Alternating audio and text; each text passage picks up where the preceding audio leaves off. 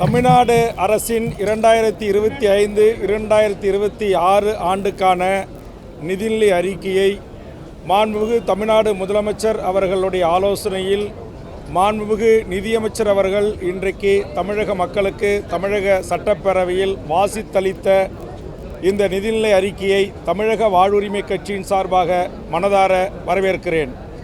குறிப்பாக தொடர்ந்து இந்த 4 ஆண்டு காலமாக நான் சட்டமன்றத்தில் முன்வைத்த பல்வேறு கோரிக்கைகளுக்கு பதிலளிக்கக்கூடிய ஒரு நிதிநிலை அறிக்கையாக இந்த அறிக்கை இடம்பெற்றிருக்கிறது.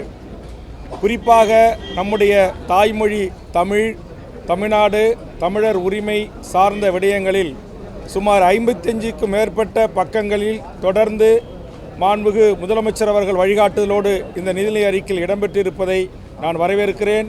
எமது இலங்கை தீவிலிருந்து இங்கு வந்து வாழும் எமது ஈழ உறவுகளுக்கு சுமார் 3000 குடியிருப்புகள் கட்டித்தரப்படும் என்கிற அறிவிப்பு, அதுபோன்று பள்ளி கல்வித்துறைக்கு சுமார் 46,000 கோடி ரூபாய் நிதி ஒதுக்கி கல்வியை உயர்த்துவது, சுமார் 20 லட்சம் மாணவர்களுக்கு மடிக்கணினி அல்லது அவர்கள் விரும்புகின்ற கணினிகளை பெற்றுத்தருவதற்கான ஒரு வரலாற்று சிறப்புமிக்க அறிவிப்பினை மாண்புமிகு நிதியமைச்சர் இன்றைக்கு வெளியிட்டிருக்கிறார்கள்.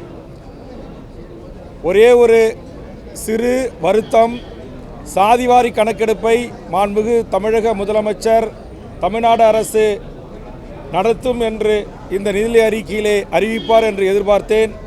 அது ஒன்றிய அரசிற்கு சாதிவாரி கணக்கெடுப்பு நடத்துவதற்கான அழுத்தம் தருவோம் என்று அறிவித்திருக்கிறார்கள். நான் திரும்ப மாண்புமிகு தமிழக முதலமைச்சருக்கு அழுத்தம் தருவது போல் வேண்டுகோள் வைக்கிறேன். நீங்களே சாதிவாரி கணக்கெடுப்பை நடத்த வேண்டும் என்ற வேண்டுகோளை இந்த நேரத்திலே முன்வைக்கிறேன். அதுபோன்று எமது ஈழத்தமிழ் மக்களுக்கான இரட்டை குடியுரிமையை வலியுறுத்தி பெற்றுத்தர வேண்டும் என்கிற கோரிக்கையும் இந்த நேரத்திலே நான் முன்வைக்க கடமைப்பட்டிருக்கிறேன்.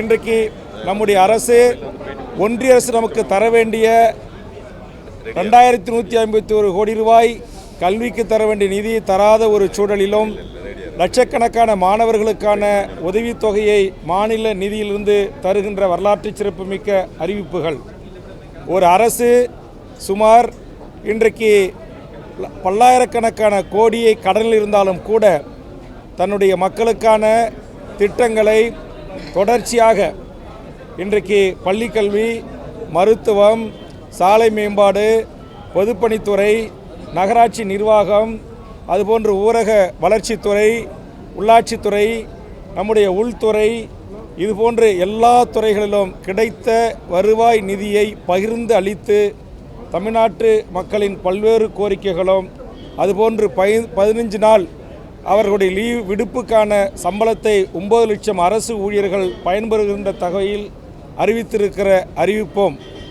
அதுபோன்று நம்முடைய ஒன்றிய அரசு தமிழ்நாட்டிற்கு தர வேண்டிய வருவாய் நிதி பற்றாக்குறை இருந்த போதிலும் சிறந்த ஒரு நிதி சீர்திருத்தின் அடிப்படையில் இன்றைக்கு 3.7% இருந்த அந்த பற்றாக்குறையை வரும் ஆண்டில் 1 அளவிலே கொண்டு வந்து நிறுத்துகின்ற நிதி மேலாண்மையை கையாண்டிருக்கிற நிதி அமைச்சருக்கும் நிதி அமைச்சகத்தின் செயலாளருக்கும் எமது தமிழக வாழ்வுரிமை கட்சி பாராட்டுக்களை, வாழ்த்துக்களை தெரிவித்து, இந்த அறிக்கை முடிவு பெற்ற உடனே மாண்புமிகு தமிழக முதலமைச்சர் அவர்களை சந்தித்து என்னுடைய பண்ருட்டி தொகுதியில் கலை அறிவியல் கல்லூரி அறிவித்து இந்த ஆண்டே அந்த கல்லூரி தொடங்குவதற்கான உத்தரவிட்டமைக்காக நன்றியை தெரிவித்தேன்.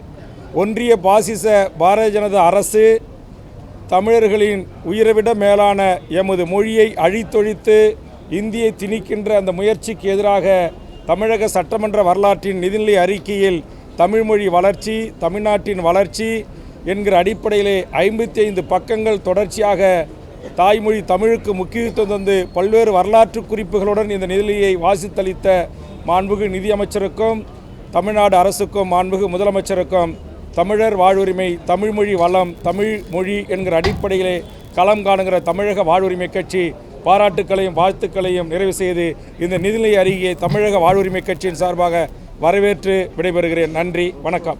பாதகம் செய்பவரை கண்டால் நாம் பயம் கொள்ளலாகாது பாப்பா, மோதி மிதித்து விடு பாப்பா, அவர் முகத்தில் உமிழ்ந்து விடு பாப்பா. அண்மை செய்திகளை உடனுக்குடன் தெரிந்து கொள்ள இணைந்திருங்கள் எம் நாடு தொலைக்காட்சியுடன்.